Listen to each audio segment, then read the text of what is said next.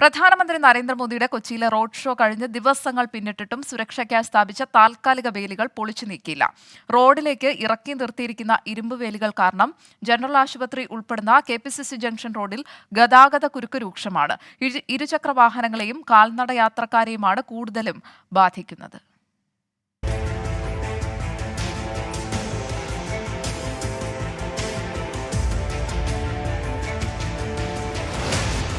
പതിനാറാം തീയതി പ്രധാനമന്ത്രി നരേന്ദ്രമോദിക്ക് കൊച്ചിയിൽ റോഡ് ഷോ നടത്താൻ വേണ്ടിയാണ് KPCC ജംഗ്ഷൻ മുതൽ ഗസ്റ്റ് ഹൌസ് വരെയുള്ള റോഡിന്റെ ഇരുവശവും ഇരുമ്പുവേലികൾ കൊണ്ട് കെട്ടിത്തിരിച്ചത്. റോഡ് ഷോ കഴിഞ്ഞ് പ്രധാനമന്ത്രി പോയിട്ട് 3 ദിവസം കഴിഞ്ഞു. തിരക്കേറിയ റോഡിന്റെ അവസ്ഥ ഇപ്പോൾ ഇതാണ്.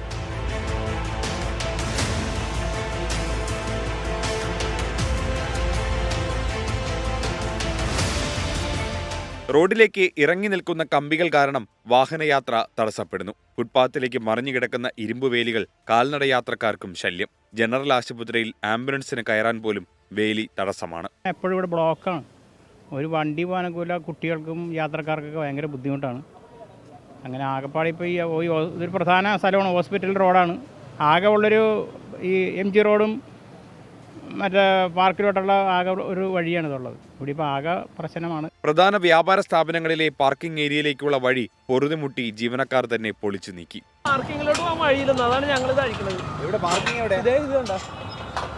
അപ്പുറത്ത് ഞാൻ കഴിച്ചു, അത് ഞാൻ വണ്ടി കയറാൻ വേണ്ടി.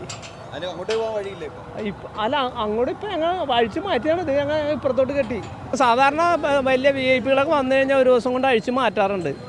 പിറ്റേ ദിവസം രാവിലെ തന്നെ അഴിച്ചു മാറ്റണം. ഇതെന്താണാവോ ഇങ്ങനെ കിടക്കുന്നത്? അതിനെക്കുറിച്ച് നമുക്കൊന്നും അറിയില്ല.